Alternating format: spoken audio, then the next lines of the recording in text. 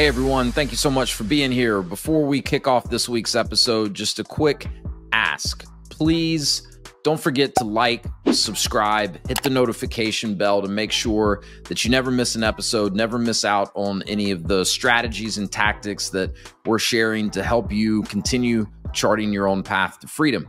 And if you'd like to go deeper with any of this, we've launched a free Facebook group, which you can join at pathtofreedom.com/group. And we've linked that in the show notes to make it easy for you to find. All right. Thank you again for being here. Let's drop in to the episode. All right. We're up. Hey, what's up, everyone? And welcome back to the Path to Freedom podcast. Today, I'm joined by Jessi Walter Brelsford, who's the founder and CEO of Taste Buds Kitchen. Jessi, welcome. Thanks, Wes. Thanks for having me. Happy to be here. Yeah, we were just chatting, and I told you I'm very excited to learn a little bit more about this business, this franchise brand that you're building. It's a unique concept. I don't see much else out there like it at all. But I think it's something that resonates with a lot of people, both from a consumer standpoint as well as a lot of the aspiring business owners out there that are looking for the right business opportunity for them. So I'm excited to really get into it with you today. Awesome. Yeah. Excited to tell you more and get to know each other.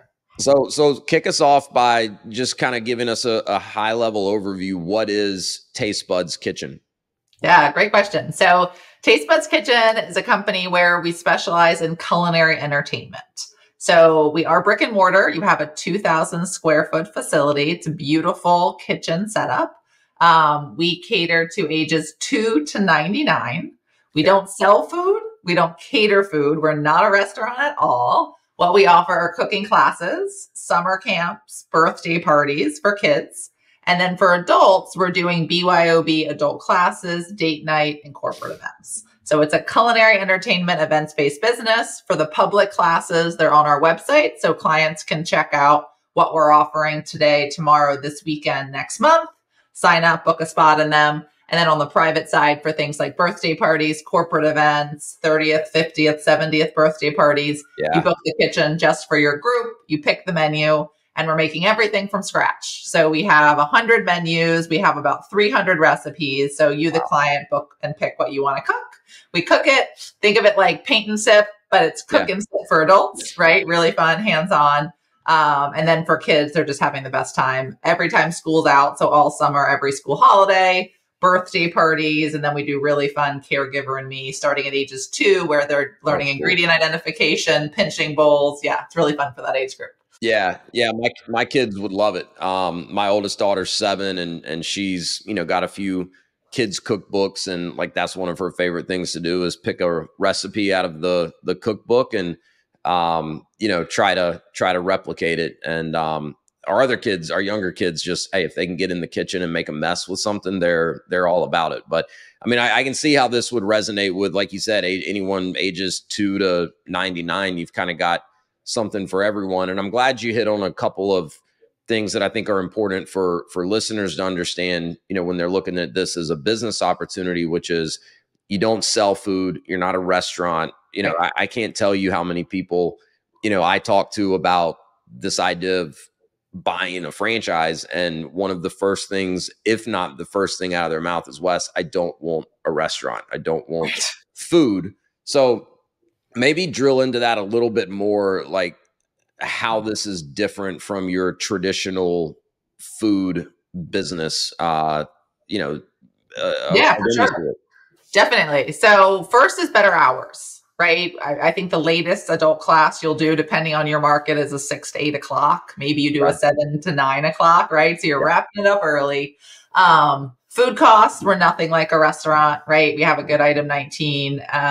Where you can look into kind of average P&L numbers, but our food costs are very low. We're very economical about how we do it. Really, you're paying for that experience. Yeah. And we don't sell food, right? So generally in different markets, health department isn't as interested, or if so, it's like a yearly scheduled, let's just check things out. Yeah. But there's not the kind of regulation that you see. We're very safe, clean. We do serve safe because we want to. But yeah, it's a fun business. It's just really fun. It is hospitality based, but I think it's the good side of hospitality, right? Where you're with Yeah. people, you're smiling, you want them to have a good time, they want to have a good time, you're interacting with them, very community based, right? Getting out there and getting to know your community. I find a lot of our current franchisees, at least initially, they're like, I love food, but I don't want a restaurant. I love kids, but I don't want a school or early childhood education center, Yeah. right? I have kids. I want to be part of my community. I love business and I really want to make something work. And this seems like a business I didn't even know exists that I can be very successful with. We'll get right back to the episode, but I wanted to quickly share a free resource with you. If you're curious about franchise ownership and want to learn more about how countless people, including myself, have leveraged franchising as a way to create more freedom for themselves and to take control of their livelihood, I've put together an ebook. It's called Franchise Wealth Creation, and it's the perfect starting point for anyone that's just curious to learn more about this whole franchise thing and how I've helped hundreds of other people navigate all the steps involved in understanding and researching franchising. So click the link in the show notes, fill out a short form. I'll send you the ebook. I think it's a great starting point if you're curious at all about learning more about franchising. All right, let's get back to the episode. Yeah, it does. It seems like it's got a lot of, what you would like about a food business in terms of like, hey, it's hospitality, it's a chance to serve, but all the challenges, with food, the food costs, right? The spoilage, having to manage inventory and, predict accurately how much you're going to sell of different, ingredients, different menu items. Having to throw some of those items away if you don't sell enough of them. I mean, I imagine you guys are pretty much able to just order exactly how much you need because you know ahead of time how many people have signed up for a class or an event, what's on the menu for that event. So I imagine, like spoilage is probably not an issue you guys run into hardly ever. Correct. Very infrequently because like you said, we know in advance how many people are coming and what menu they're coming for. So we are shopping just for the attendance for that weekend. Yeah. I work with another food concept that I've placed a couple of people in, called Clean Eats, and they have a cafe, component to their business where people can come in and just order off of the menu. But the business really started and still their core revenue stream is meal plans. And so people are putting in the orders for these meal plans, at least a week in advance. So it's similar. And like I've seen the margins for that business compared to most other restaurants or food concepts. And the margins are double, if not better. And I think that's largely due to the predictability that you have and, just how much you need to order of your food. Yeah, that makes a lot of sense. The other thing I think that sets us apart is that we're very entertainment experience based. So yes, you're paying for the food. We have an Argentinian steakhouse menu, right? Really popular with adults. Yeah. But it's not like you're buying a piece of steak. I mean, you are in essence, but you're cooking it with us, right? So we're teaching you how to hold a knife and how to chop an onion and all the fun that comes with that. So the value is the food, but plus really that whole experience, which makes the margins better being a value brand. Yeah. That makes a lot of sense. My wife and I went not too long ago and did a like sushi rolling class. Yeah, sure. Where they provided all the food and this particular, it was a franchise we found out, still pretty small, I think, but they were more of a mobile concept, right? Mm-hmm. Where like we went to a local brewery, where, we signed up in advance and so they provided all the food and then, the brewery was having them in, obviously wanting people to buy drinks and whatnot. And it was a lot of fun. Like we would, and this particular company, they, I think had a few other options outside of sushi. They would also like, if you wanted to, have a big dinner party at your house, they would come out and roll sushi for you at the party or do hibachi or something like that. But it seems like, there's this movement or this growing demand for consumers to have more of these experiential type events where it's like, yeah, let's get together and have a meal with our friends, but let's do something different than just the, traditional make a reservation, go to a restaurant, sit down and have a meal. Like, let's really make it an experience. And to me, it seems like the type of thing that people, once they do it and they have fun doing it, they're going to want to do it again and again and again, especially if there's flexibility with the menu. Yeah, exactly. No, that's exactly right. And we used to go into homes and restaurants. That's actually how I started before we had a facility. Restaurants who weren't open for lunch, they would open for dinner. I started in the recession in New York City, 2007. So I've been doing this for 17 years. Wow. But now we don't. People come to us, and that's always great. Takes the mess out of their home, bring to our kitchen. We handle all the setup, all the cleanup. And for us, it's easier to put on a great, consistent experience, and we know what we're working with, right? We know the equipment, we know the tools, and clients love it. Like you said, they're putting it for adults, they're putting it on their date night rotation, right? They're putting it on their companies coming 2 to 3 times a year. And we have on the adult space alone about 20 menus. So whether you're doing handmade pasta or sushi and dumplings, tasty Thai, we have gluten-free menus. We have dairy-free menus. So we have Argentinian steakhouse menus, right? So people are really able to pick what their palate's feeling. Seasonal menus. We're doing pumpkin ravioli this fall, which has been really successful with the brown butter sage sauce. So lots of yummy food. And then on the kid side, we're seasonal as well. So right now we're heading into Halloween. Spider donuts is all the rage. Creepy crawly cupcakes. There's spiders and owls and really fun ways to get, we call them guests, right? Anyone that comes to our kitchen, $2 to $99, excited about food, having fun, put down your phone, connect with your friends, with your family. We say, let's get cooking at every event. Yeah, I love it. Like I said, I think there's a growing demand for that. And it, like you mentioned, Paint and Sip, like I've, seen some of those franchises over the years and they're, kind of neat conceptually, but, I've also dug into the numbers with some of them and the ones I've really looked at are not all that impressive. And I think it's like kind of a one and done thing for a lot of people. They try, like my wife's been with her girlfriends, once, but like she came home, we laughed at the painting that she made. It's in your garage, probably, right? Yeah, I think it went straight into the trash. I don't think it even made it to the garage pile. Yeah. Like once you've done that, you're kind of like, I don't know that I'd go back and do it again. But you guys having, again, so much flexibility in the menu, the seasonality, ability to do it with different people. I could see where it's the type of thing that people are coming back on a pretty regular basis. So you mentioned you started this during the recession, like 2007. How did you get into this? Do you have a background in food or culinary arts? What kind of led to you starting the business?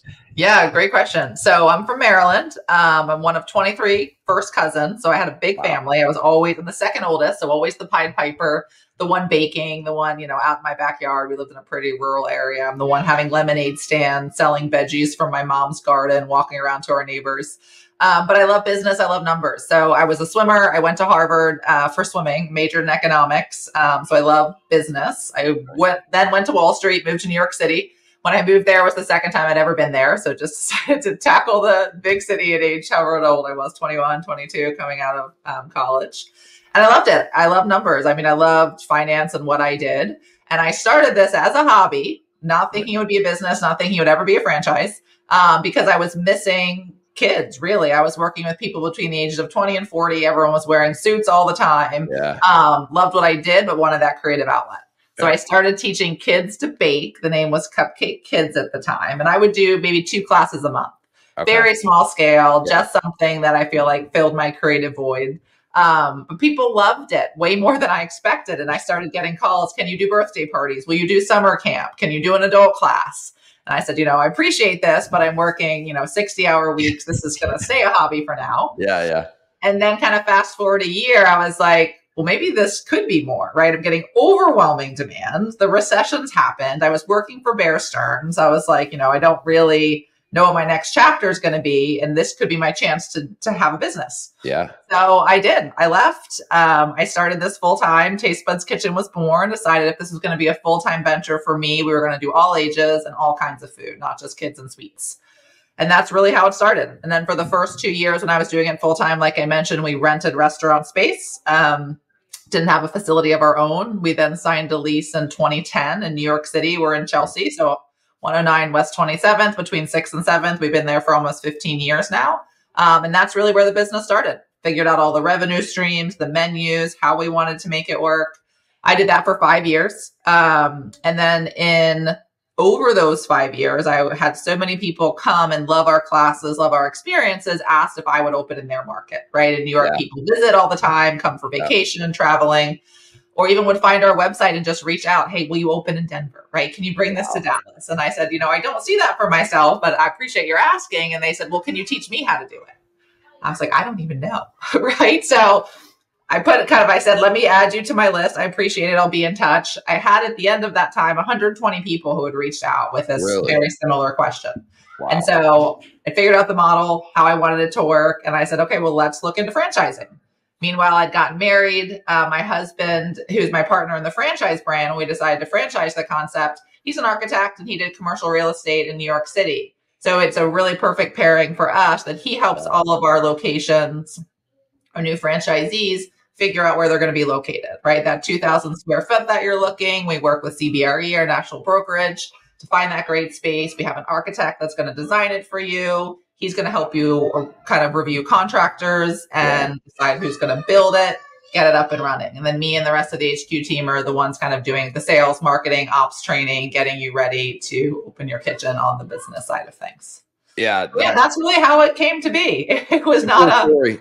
Look, it's a really cool story, and especially that you had 120 people that over the course of several years had asked you, hey, can you either come open this in our market or can we open it, and can you teach us? Like, I see so many different franchises, and the ones that kind of began franchising out of sheer demand from their existing customers, like, those are usually pretty special brands that have, very high customer adoption rates and very high loyalty amongst their customers. And that's not how a lot of these franchises out there got started. It was more of a, strategic business decision of, hey, how do we scale? How do we generate more revenue in, a shorter period of time without having to, lay out as much capital ourselves, and all that's fine. That can still translate to very successful franchise businesses, but it's usually pretty special when you see some of these brands that get to the point of franchising because their customers are almost demanding it from them. So really neat and cool that you and your husband are partners in it today, and have this kind of complementary skill set. I think I'm glad you touched on some of the support that you're able to provide to your franchisees when it comes to finding the right location, negotiating the lease, designing the architecture, managing the contractors and the build outs. Cause that scares a lot of people, if they've never done any of that before, if they're, really, really excited about a franchise. I've seen that piece of it keep people from moving forward because, they just weren't confident that the franchise was going to have enough support in that area. And in some of these businesses, that can be the difference between being successful and not is, did you get the right location at the right price? Did you build it out the right way? Did you come in under budget? All of these things to consider. Yeah, no, I love that. And we have on our locations page of our website, it's still one of my favorite forms. Underneath the map of our locations, we're now 20 locations, which is really excited. We have 12 open and then 8 in site selection construction. But we have a form that says, don't see a location near you, tell us, and we'll let you know when we open. One of my favorite things is when we get these entries, right? So it's not people who want to open their own franchise, which we love them too, and we're still talking to them. Yeah. But it's just the excitement that the brand has, right? And that people really resonates with them. And when you get these little things, not even in the United States, we get them from all over the world, but mainly focused on the United States right now. Yeah, very cool. So on the location piece, you've said kind of 2,000 square feet is about what you're typically looking for. Talk a little bit more about what the location needs to have. You hit on a few of these things earlier in terms of, how you guys are different from a traditional food business. It sounds like the build out is not nearly as complex. You don't need a full commercial kitchen and some of the things that really drive the cost up of building out a traditional restaurant. Talk to me a little bit more about that. And then to add on to that, how important is location, since you guys are more of a destination? People are kind of scheduling this ahead of time. I imagine compared to a lot of restaurants, it's not as important to be, in the right location with the right visibility and the right traffic patterns and some of these other things that really have to come into consideration with most food businesses. Yeah, definitely. So we want to be accessible. But we're not trying to compete with those prime retail corners, right? Generally, we're going to be in a plaza, a market may have a grocery store as an anchor tenant, may have Target, may have, nothing, may just be like a traditional plaza. But we also are in different spaces. We have someone in an old mill building, right? This big, beautiful brick mill. They've rehabbed it. There's a restaurant, there's a cafe, there's a ballet studio for little kids, and there's tasting. Cool. So generally it's going to be in line. I used to say we don't compete with Starbucks for a space. We do now have Palo Alto in a Starbucks. So that kitchen there is when Starbucks pulled out of Palo Alto, gave us an opportunity. But yes, we're not looking for AA plus, not looking for the highest rent. We just need it to be accessible, right? So people can find us, that we're near where they're naturally traveling, that you can park, come and bring your kids for summer camp, park for a birthday party, things like that. Yep. It's a readily available space. A 2,000 square foot, rectangular box in all markets we found is really readily available. It's about 8 to 12 months from when you sign your franchise agreement to when you open. So that's nice, right? We find the space, we go into lease negotiations, we sign the lease, we're designing it, filing for permits, and then construction and opening is like the last 3 to 4 months. So it really isn't terribly long. And we're training you stage appropriately all throughout that path and journey about how to bring your Taste Buds Kitchen to life. Yeah. That's, 8 to 12 is definitely on the shorter end of, that kind of ramp up timeline, especially compared to anything else touching food whatsoever. Right. And so I'd say I didn't answer that question, which was a good one. So when you look at the kitchen, it's fairly residential style from what you walk in from the sidewalk to, right? It's beautiful. It's organized. There's stainless steel shelves. It's a residential style fridge, dishwasher. The tables adjust. So if they're little kids, they're down low. If you're adults, you're up high, right? If you're a teenager, we have advanced teen camp. We're doing all the ages. And then we do have a back of house, very, small compared to a restaurant, but we'll have a commercial dishwasher, washer, dryer, ingredient storage, but that's mostly so the kitchen can stay as beautiful as we want it to. But even our back of house, it's organized, it's clean. We have furniture storage.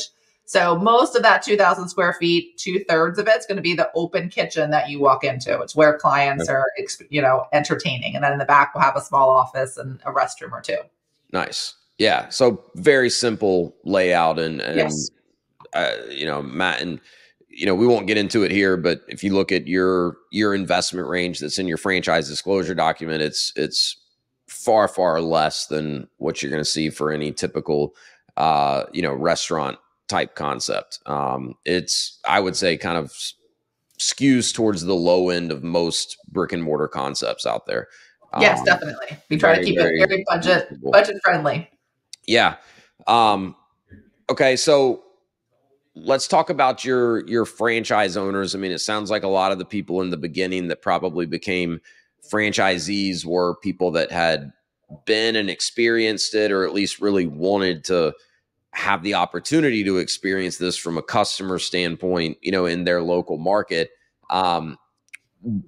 What are some similarities amongst your franchise owners today? I assume you're not looking for people that specifically have a background in culinary arts. Maybe you have some franchise owners that do, but what are some similar characteristics that your franchisees, or at least your most successful franchisees, have, and that now you're kind of looking for in new franchise owners to add to that? It's a great question. So you don't need culinary training. We don't have any franchisees who've been to culinary school or have had any formal culinary training that I know of. Okay. They all love the kitchen. Some love to eat. Some love to cook, right? That's fine. We like both. Yeah. They like community. But really the traits we're looking for are engaged owners. We want someone that's going to be engaged in this business, right? Excited about it, passionate about it, and kind of, I didn't even know this existed. Yeah. We also want business people, right? People who know what, we're going to give you the model, right? A business in a box, but no business is that easy. You have to work it. So we're looking for someone who wants to be part of their community, right? Wants to get out there, meet everyone, right? A big part of the marketing approach. We have paid approach, we've got a digital approach, but community marketing, right? Getting out there and meeting your community.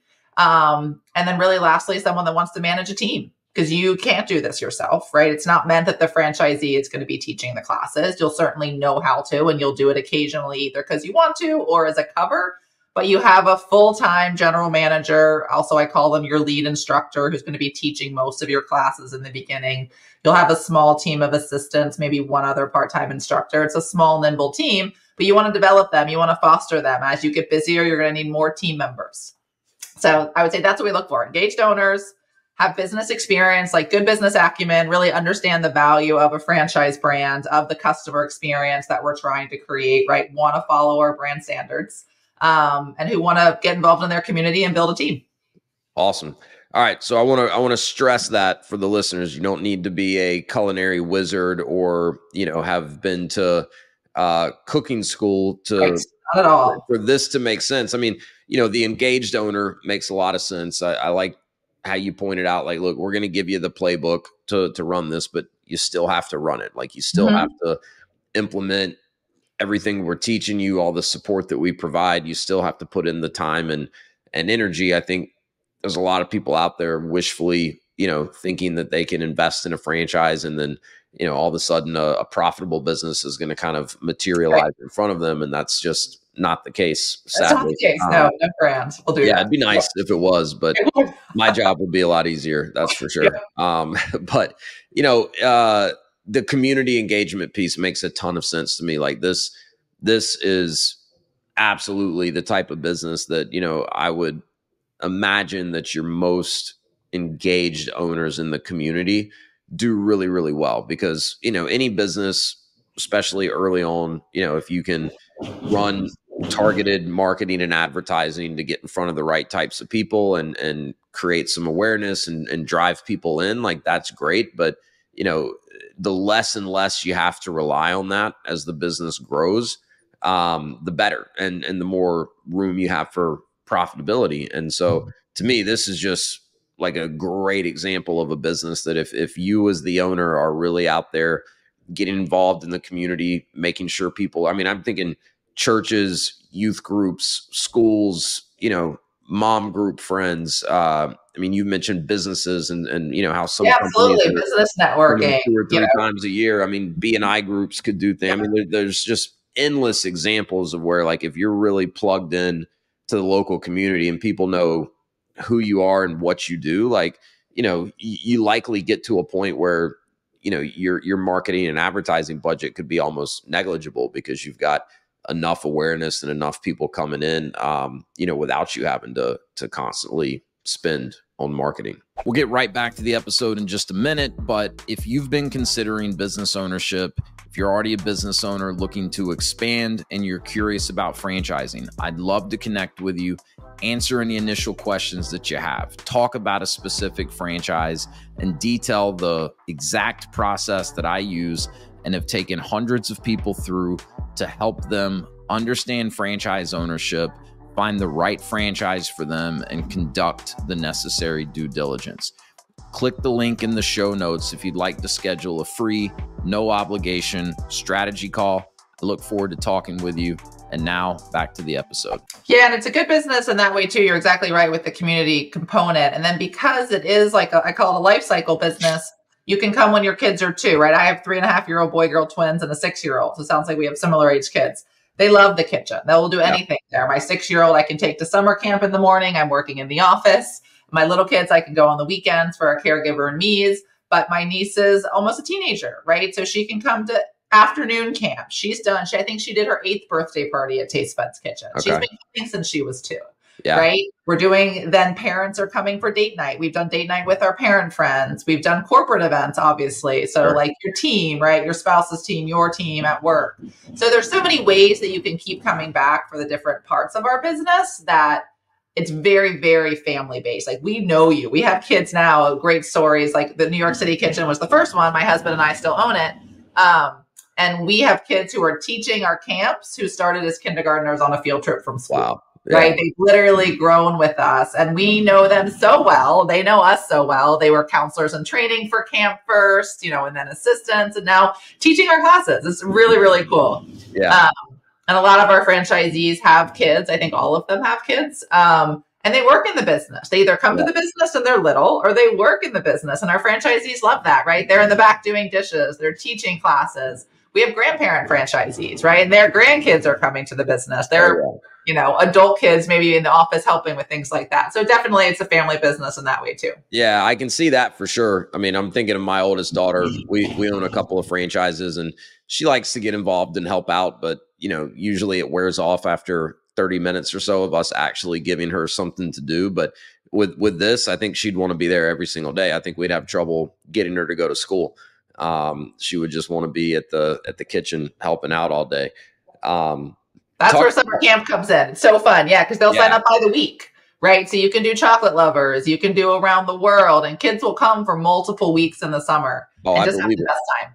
Yeah, I believe it. And we our kids during the summer, we try to load the calendar up with summer camps just to keep them busy and off of the TVs and the tablets and definitely telling us that they're bored every 30 minutes. So that, totally see this being a really family oriented type of business, both for your franchise owners as well as the customers. I know you hit on staff, but run us through that. It sounds like this is pretty low labor model, especially in the beginning. You need a GM or a lead instructor. I know you said, what type of qualifications are you looking for in that person? Because this is another thing that trips a lot of people up. Any business is going to require a team, especially if the business is designed to scale. I tell everyone that I coach through this process, the hardest part of any business is finding and keeping good people. I don't care what the business is. It's the hardest part, but it's critical too. So a lot of people get tripped up, with concerns around, hey, I've got to make this one critical hire, and they have it's a pretty specialized background or type of person that I'm looking for. What does that ideally look like for your GM or your lead instructor here? Yeah, it's a great question. So this is where you would love hospitality experience, right? Those GMs coming from the restaurant world, from hospitality, this is going to be, I don't want to say easy, but it will be easy for them, right? Because the hours, like we said, on your feet all day, it's just a different kind of experience. So often we are looking for general managers who have that hospitality, restaurant, food servicing backgrounds. Not required, but often. And you want people who want to engage. Again, like it's a happy job. We're smiling. You're talking to people all day. You're teaching classes, right? You're having fun with the kids. One of my favorite thing about summer camps is that a lot of times we'll challenge a recipe. So the different tables, you'll learn the base way to make it, and then they'll get to make it their own, right? Pick from a big table of ingredients, how to have fun with it. So those are really the main things you need. Someone that's hospitality backgrounds, wants to engage with people, and really wants to help you build this business. That key hire of that general manager, lead instructor, they're going to be your go-to person. Yeah. Right. So in the beginning, when your events are, fewer event hours, they're going to be out there pounding the pavement with you, helping to meet the people in your community. That really is the best hire. And outside of that, you'll have a very small team, but you will scale. So I always am a big fan, and this is what we coach our franchisees. We would love you to have fewer people who work for you full-time or close to full-time, right? 2/3 time. That's going to be an easier model to manage than if you have a lot of people each working 2 events a week, right? 10 hours a week, things like that.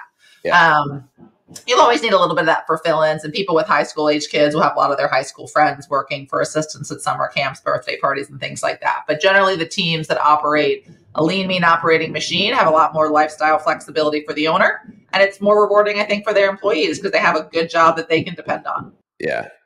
That makes a lot of sense. What are the biggest challenges in this business? What are some of the things your franchise owners are going to run into in terms of challenges? And then how are you guys set up to kind of help them navigate those challenges?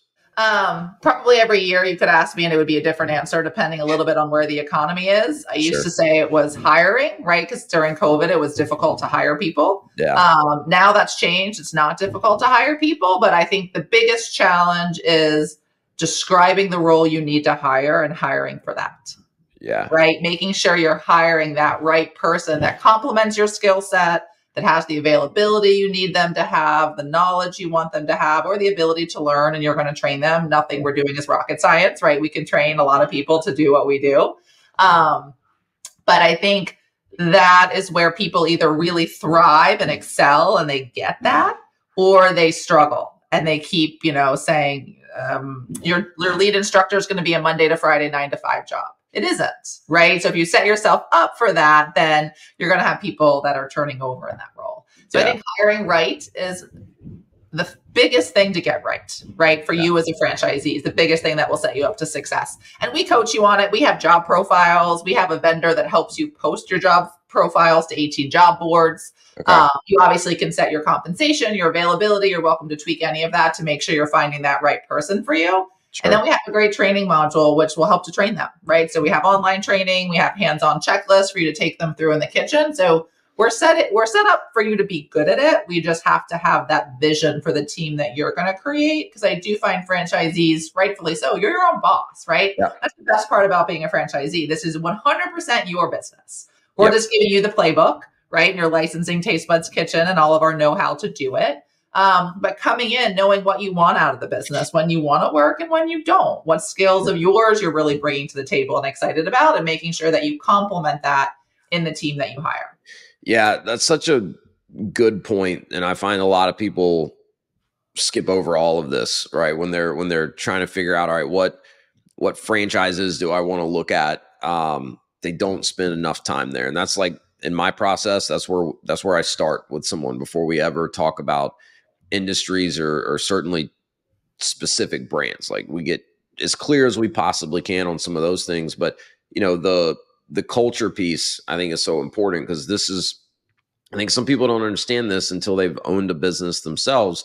Again, they get nervous about this prospect of having to go out and hire people and build a team. And, what happens if I can't find the right people, or, what happens if I'm constantly dealing with turnover? And it's like, that's in your hands as the business owner. Like there are so many things that you can do as a business owner to intentionally create a great culture within your organization, and the type of culture that people want to be a part of. They feel loyalty towards you and to the company. And, I've seen people in industries that are notorious for having, just high rates of turnover. And I've seen people do that culture piece really, really well. And they don't have those turnover issues. And it's not always a function of just, oh, well, I pay my people a lot more. Correct. Yes, absolutely. It's a good place to work.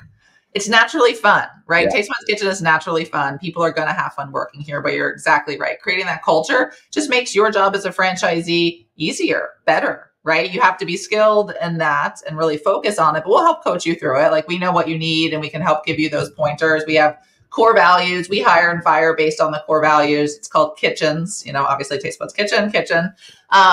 And we award franchises based on that, right? Everything we do is centered around this positive culture and core values that we're trying to have. And I think it makes a difference. I think the people that work for all of our locations, who work for HQ, appreciate that and feel supported. Yeah, it does. It makes a huge difference. And, I like this about this business. Like it's a fun business, right? And so like, this is something I try to coach people on too, because, on paper, so many of these franchises can look very similar to each other in terms of, the investment range, the business model. Oh, it's a 2,000 square foot location with, a small team to start.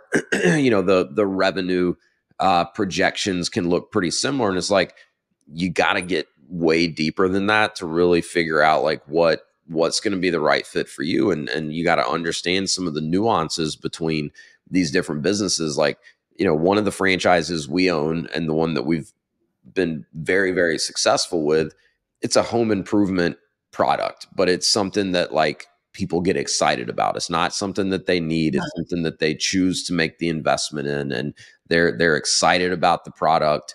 It's something that they touch every single day, and they love it. They tell all their friends about it. Like they can't wait for us to come and install it.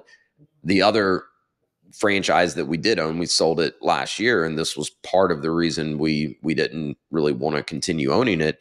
It was a commodity. It was something that every house needs, and it wasn't something that anyone got excited about having to spend money on. They needed it. They knew they had to spend the money on it, but they weren't excited about it. They weren't showing it off to their friends. On paper, those businesses were so similar to each other, but the reality of the day-to-day and just the stress levels that come with the business people are paying you for, and they're not excited about it, but they need it. And the business that people are paying you good money for because they don't need it, but they want it and they are excited about it is a night and day difference. And, to me, this has a lot of that kind of just low stress, fun to operate business because people are signing up to come. They're looking forward to it. They're having an experience.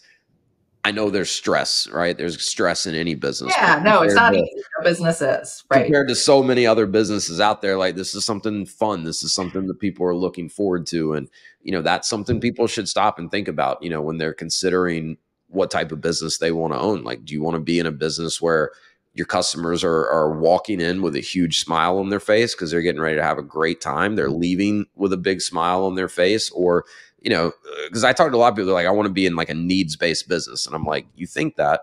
And there's some Right. logic to that, right? But like, just, everyone needs it. if you own a water restoration company, like don't expect your customers to be excited when they see you. Like they're not Right. going to be smiling ear to ear.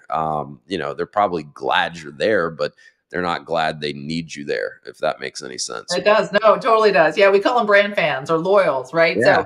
So your clients, exactly right. Like, the mom friend, right? Or your college friend, when they find something they love, whether it's a product or a service, they tell everyone about it, right? So they're just naturally posting on social pictures of it. They're tagging you. They're telling the mom friends in their class, oh my gosh, kids have off Friday from school next week. Randomly, let's organize a camp at Taste Buds Kitchen, right? Yeah. So they're like becoming your little brand advocates in the community. Yeah, it makes a ton of sense. I know how the mom groups talk, and like this to me is one of those businesses that would spread like wildfire through the mom groups, and probably get a lot of adoption that way.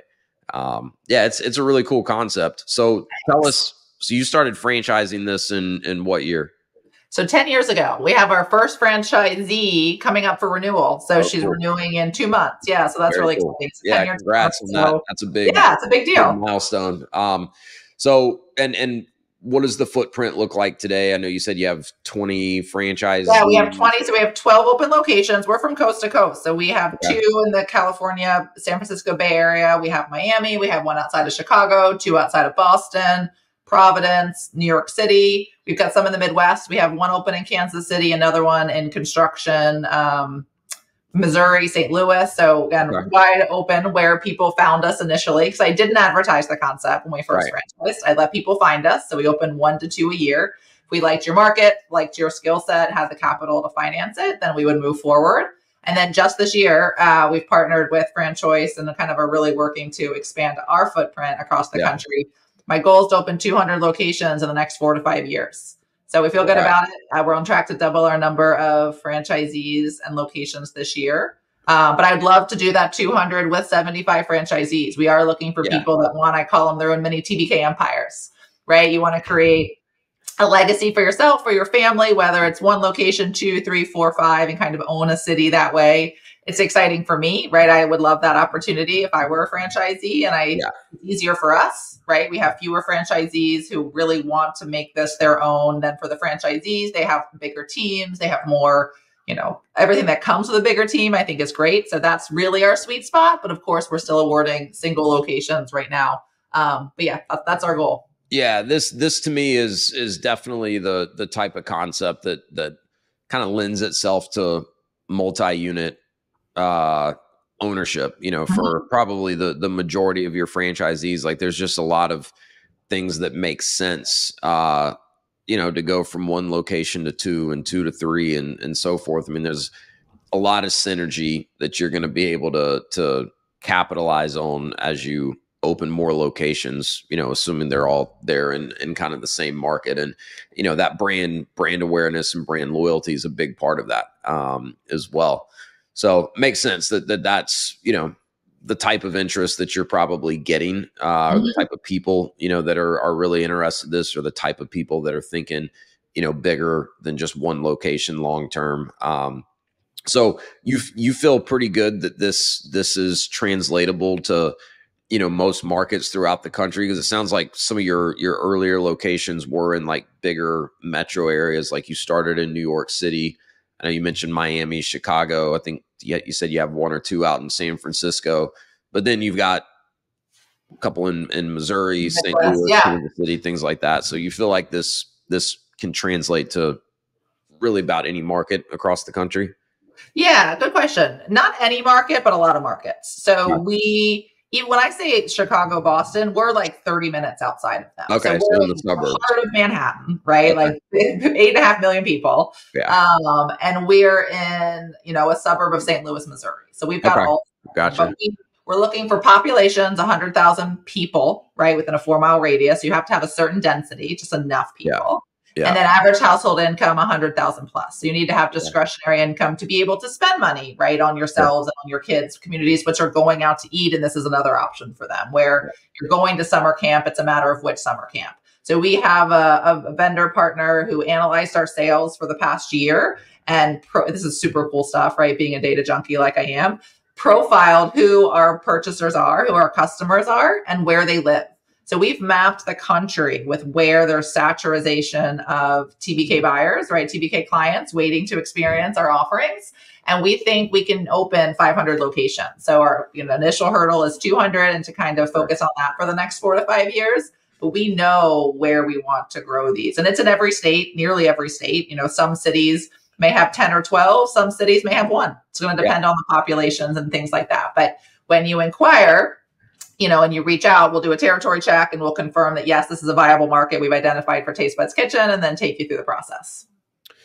Makes a lot of sense. And I'll point out, and then we can wrap this up because I want to respect your time. But, from my seat, I like this because if you just said you've been franchising for 10 years, you've got a modest footprint at this point, right? Mm-hmm. But only very recently have you guys kind of turned to like proactively thinking about, hey, let's go grow this thing. Like, you've done it very organically up to this point. And I like that because it's just, you've had 10 years of franchising under your belt, however many years, 17 before that.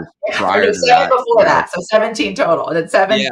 You've had a lot of time to really refine the model and figure this out. And so, to me, I don't find it crazy at all to hear you say like, hey, we want to be at 200, in the next handful of years. It's like, you've done the hard work. You've laid the foundation.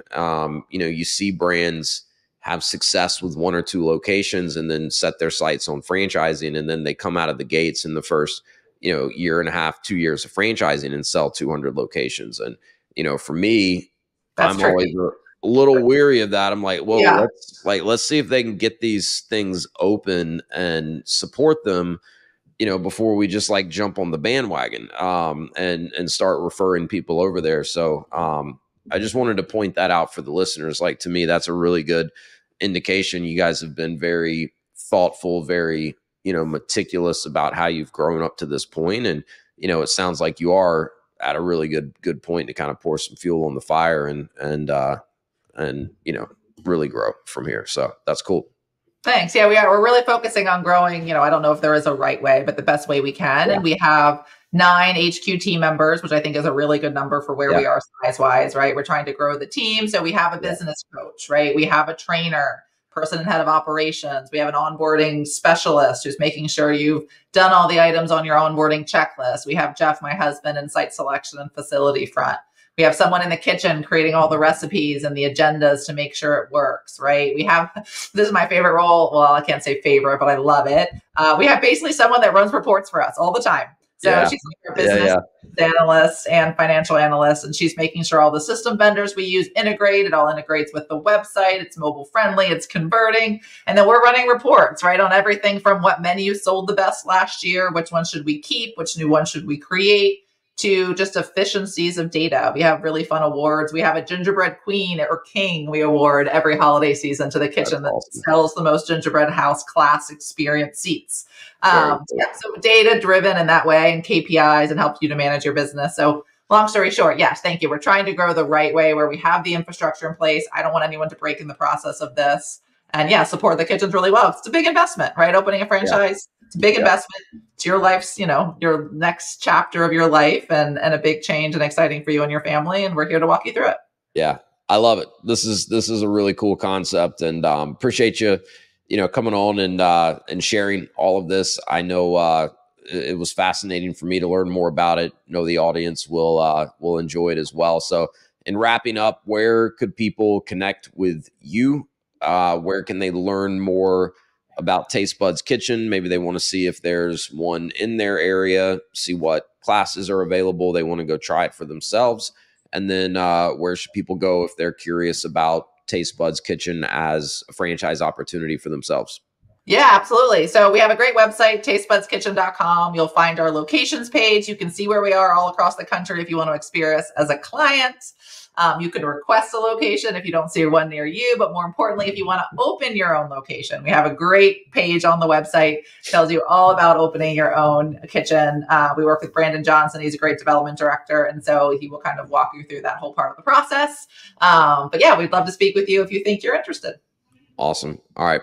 Jessi, thank you so much. Really appreciate it. And great business that you've built so far, and wish you continued success as you grow the Taste Buds Kitchen brand. Yeah, hopefully we'll have one near you and you can bring your daughter. She would love it. She would love it. Awesome. All right. Thank you. Thank you.